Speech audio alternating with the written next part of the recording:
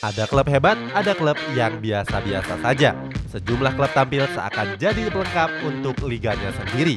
Walaupun terus terperosok di papan bawah, mereka jarang terdegradasi dari kompetisi.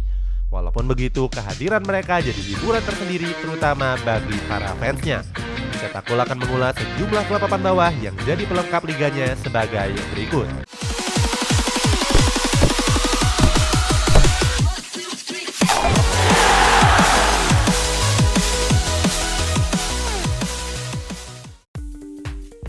Brighton Premier League. Pada musim 2017-2018, Brighton berhasil promosi ke pentas Premier League. Sebelumnya mereka kokoh di puncak Liga Championship dengan torehan 92 poin. Brighton mengungguli Reading yang saat itu hanya mengkoleksi 79 poin. Pada musim pertamanya di Premier League, Brighton berhasil menutup liga di posisi 15 klasemen akhir. Dengan koleksi 80 poin, Brighton mengungguli sejumlah klub seperti Huddersfield, Southampton, Swansea, Stoke City, dan West Bromwich Albion.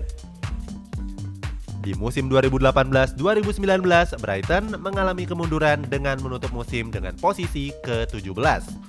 Hal ini juga berlaku pada musim 2019-2020 dan musim 2020-2021 di mana Brighton konsisten di bawah klasemen 15. Untuk urusan prestasi, Brighton sudah memenangkan sejumlah trofi di berbagai kompetisi. Mulai dari trofi Divisi 3 dan trofi Divisi 4. Selain itu, Brighton juga pernah jadi runner-up Piala FA pada tahun 1983 yang lalu. Cagliari Calcio Serie A. Pada musim 2015-2016, Cagliari tampil prima di kompetisi Serie B. Mereka tampil sebagai juaranya dan didampingi oleh Crotone yang juga promosi ke Serie A di musim berikutnya. Pada saat itu, Cagliari mengkoleksi 83 poin dengan memenangkan 25 pertandingan dari total 42 laga. Di posisi kedua, Crotone mencatatkan 1 poin yang lebih sedikit. Pada musim pertamanya di Serie A, Cagliari menjalani musim dengan cukup baik. Mereka berhasil finish di posisi 12 klasemen dengan koleksi 47 poin. Unggul dari sejumlah klub seperti Udinese, Bologna, Genoa, sampai Palermo. Sayang pada musim berikutnya Cagliari merosot ke posisi 16 klasemen. Posisi ini juga cuma sedikit lebih baik dari musim berikutnya di mana Cagliari naik 1 klasemen di setiap musimnya. Sempat menduduki posisi ke-14, Cagliari terpuruk di musim ini. Gli Istolani terjebak di posisi ke-18 klasemen dan baru memenangkan 2 pertandingan saja. Tapi tetap saja Cagliari belum terdegradasi dari 5 musim yang lalu. Mainz Bundesliga. Pada musim 1996-1997, Mainz tampil mengejutkan sebagai tim kuda hitam. Mereka menghadapi Wolfsburg pada laga terakhir di Divisi 2. Walaupun kalah, kehadiran Mainz mulai diperhitungkan. Penantian panjang Mainz untuk promosi ke Bundesliga terbayar pada tahun 2004. Saat itu, Mainz masih ditukangi oleh salah satu pelatih terbaik dunia saat ini, Jurgen Klopp. Hebatnya, pada musim pertamanya di Bundesliga, Mainz berhasil mencuri 1 tiket ke Piala Eropa. Saat itu, Mainz menempati posisi ke-11 klasemen dan masuk kualifikasi Piala Eropa. Setelah ditinggal oleh Jurgen Klopp, Mainz mengalami pasang surut performa. Pada musim 2015-2016, Mainz sempat tampil apik dan finish di posisi ke-6 klasemen akhir. Setelah itu, di musim berikutnya, Mainz terperosok sampai 15 klasemen. Kemerosotan ini terus berlanjut pada musim-musim berikutnya di mana Mainz finish di posisi 12 klasemen. Di musim ini, Mainz justru lebih terpuruk di posisi 17 klasemen sementara. Dari total 23 laga Bundesliga yang sudah dimainkan, Mainz baru memenangkan 4 laga saja. Deportivo Alaves La Liga. Setelah 1 dekade berjuang di Divisi 2, Alaves berhasil promosi ke La Liga pada musim 2016-2017. Alaves menjadi juara Segunda Division dengan koleksi 75 poin. Unggul dari Leganes di tempat kedua yang meraih 1 poin lebih sedikit. Pada laga pemungkasnya, Alaves menaklukkan Numancia dengan skor akhir 2-0. Dua gol kemenangan tersebut dilesakan oleh Manu Garcia dan Raul Garcia.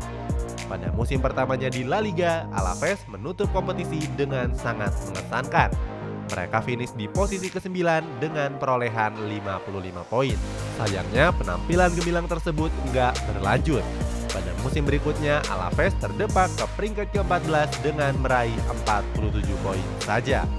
Alaves bahkan sempat terpuruk pada musim ini, di mana mereka terperosok ke posisi ke-18 klasemen. Dari 25 pertandingan La Liga yang sudah dimainkan, Alaves baru meraih 4 kemenangan. Padahal pada musim 2018-2019, Alaves sempat tampil oke dengan finish di peringkat ke-11. Salah satu pencapaian Alaves terjadi pada tahun 2001 di mana mereka melaju ke partai final Piala Eropa melawan wakil Inggris Liverpool. Dijon Likong. Pada tahun 2016 mungkin jadi salah satu tahun terbaik bagi sejumlah klub papan bawah. Pasalnya pada tahun ini Dijon juga mengunci satu tiket ke pentas Ligue 1 Prancis.